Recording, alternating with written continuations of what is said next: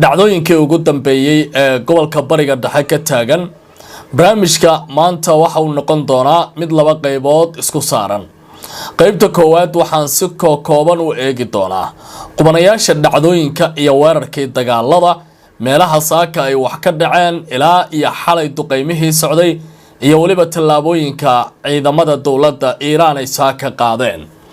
Iiraan saaka waxay qaaday tallaabooyin aad u culus oo runtii saameyntooda si weyn looga dareemay gobolka bariga dhexe. qaybta labaadna waxaynu ku eegi doonaa qubanayaal ay qorayaan wargeysyada waaweyn ee dunida oo falanqeynaya arrimaha la xiriira dagaalkan, saameynta dhaqaale dagaalada nooca istiraatiijiga ah ee wadamada ay u galayaan iyo waliba dhaqdhaqaaqyada culus ee la filan karo in ay dhacaan. meelaha qaar waxaan ku beegsan doonaa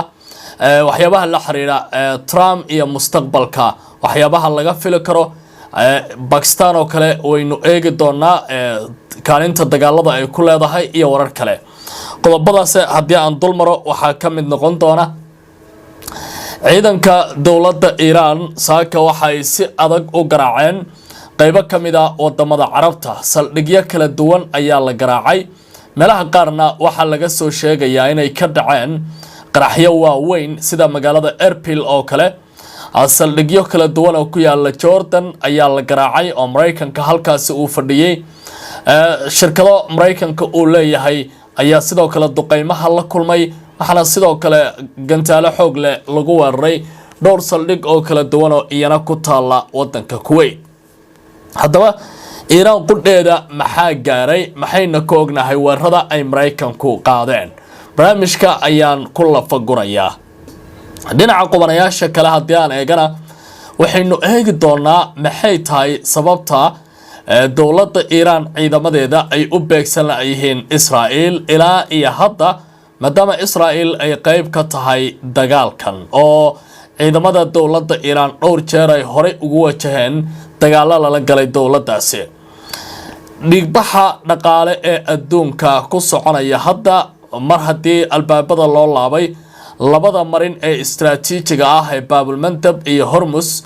oo badweynta Hindiya iyo waliba badda cas kala saaran.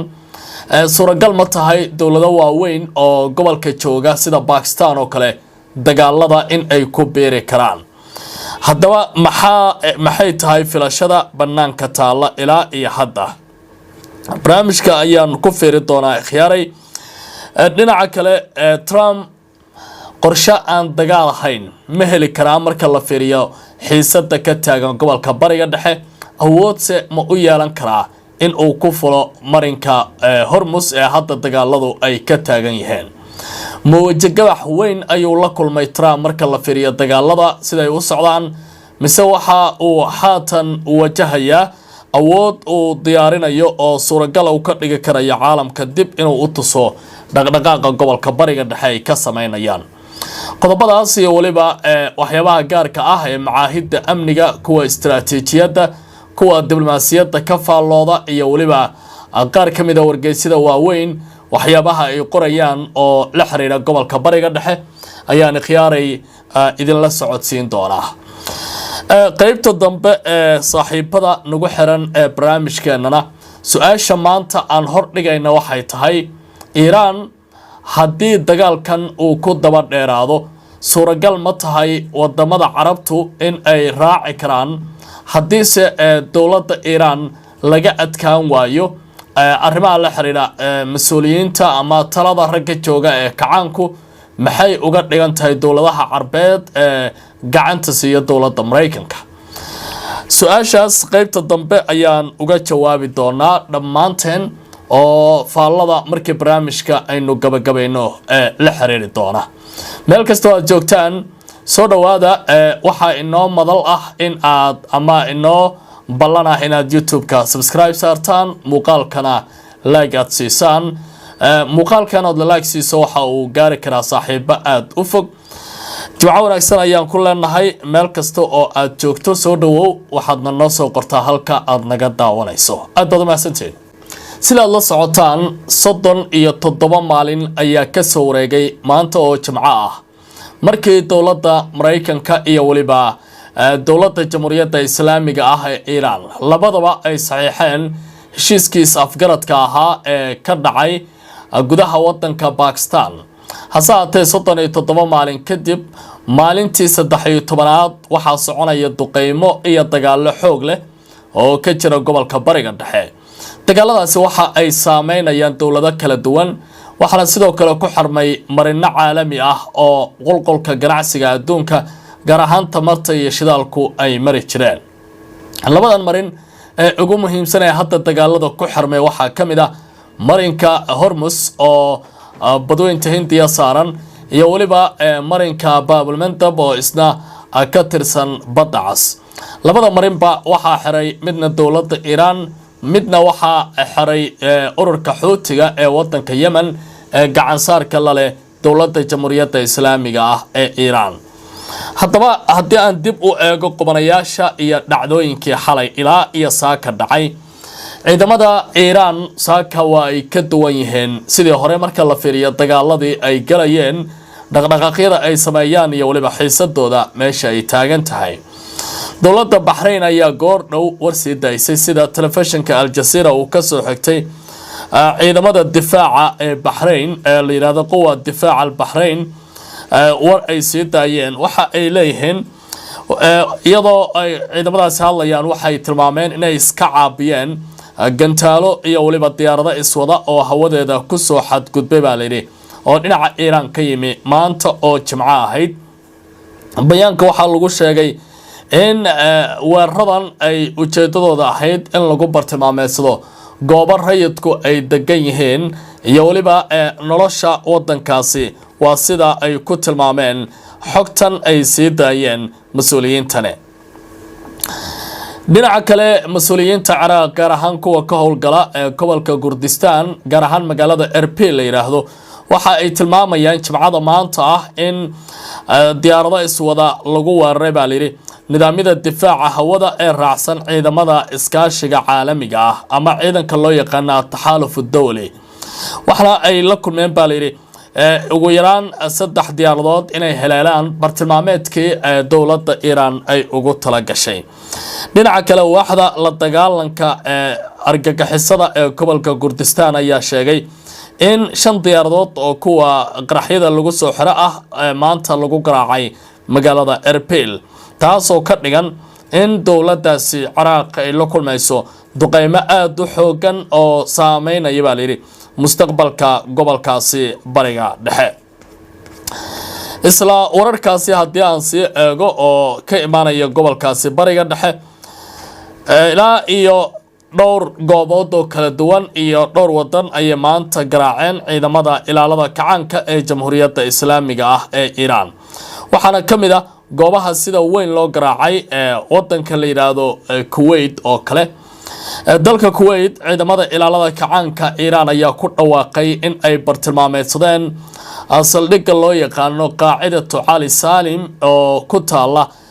ciidamada cirka ay isticmaalaan ee Mareykanka ee ku taala gudaha dalka Kuwait waxa la arkaya baa leeyahay wax yar kadib markii diyaaraduhu ay haleeleen saldhigga qaraxyo waaweyn oo dhacay baa leeyahay iyadoo sidoo kale la duqeeyay ilaa iyo dhowr saldhig oo kala duwan oo ciidamadaasi ay deganayeen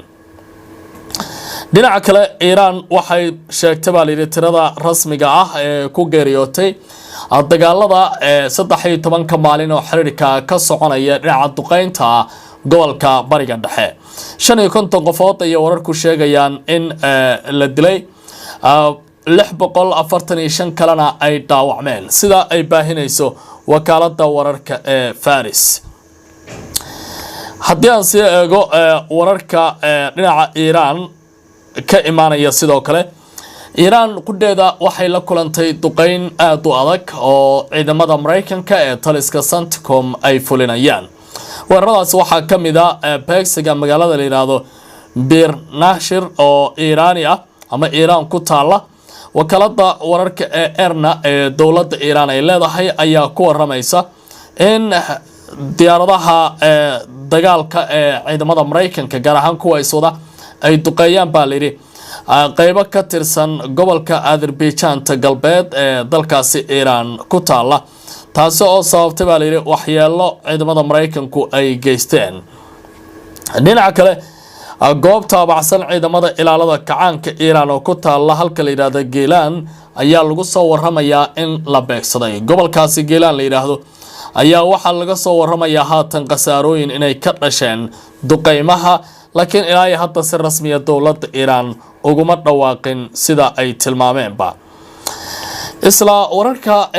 Iran ka imaanaya ayaan daba socday 4 qof ayaa geeriyootay 7 kalena waa ay dhaawacmeen kadib markii Mareykanka uu weeraray baa la yiri qaybo kala duwan oo kamid ah Iran. ilaa 5 gobol oo kala gedisan ayaa xalay ilaa iyo saaka gudaha wadanka Iran la kulmay duqeymaha aadka u adag. dhinaca Iranna waxa ay duqeyn ku qaadeen gudaha wadanka Urdun. meelaha si gaar ah ay ciidamada kacaanku ugu warameen waxaa kamid ah in ay bartilmaameedsadeen labada saldhig ee Sheikh Ciisa iyo ku yaala Bahrain iyo waliba saldhigga Al-Azraq la yiraahdo oo isna ku yaala wadanka Jordan, kuwaas oo inta badan lagu garaacay duqeymo iyo waliba dagaalo kala duwan oo dhinacyadun ay qaadeen. intaas waxay ahaayeen qubanayaashii iyo dhacdooyinkii dagaalka iyo waliba sida ay goboladaasi saameynta ugu yeelanayaan dagaaladan xoog leh ee hadda ka soconaya gobolkaasi bariga dhexe. haddii aan eego wararka kale, wargeyska The Financial Times ayaa waxa uu qoray warbixin uu si istiraatiijig ah ugu faaqidayo dagaalada iyo duqeynta kala duwan ee ka soconaysa gobolka bariga dhexe. haddaba waxa uu su'aal gelinayaa wargeyskan Trump awood ma u leeyahay in uu marinka Hormuz daraadii uu dagaalka muddada dheer ugu jiro, isla markaana uu ku dhig bixiyo dhaqaalaha wadanka Mareykanka in uu ku furo halkaasi tabar xoog leh isagoo adeegsanaya ciidamadiisa. duqeymahana maxay qaban karaan waxay noqotay su'aalaha ugu weyn ee wargeyskan uu keenay. haddii aan warbixinta eega marka, wargeyska caanka ah ee The Financial Times ayaa sheegay in xaaladda militariga ay ka taagan marinbiyoodka Hormuz ay muujinaysa in Mareykanka uu wajahayo caqabada ugu weyn ee duqeynta cirka ee ku haya Iran, sida ay qabaan khubaro military iyo shirkado waaweyn oo maraakiibta ka shaqeeya dib u furista marinbiyoodka Hormuz iyadoo la adeegsanayo awood ciidan. waxay qaadan kartaa toddobaadyo, isla markaana laga yaabo baa la yiri in lagu guuleysan haddii Iran ay sii hayso awoodda ay ku beegsanayso maraakiibta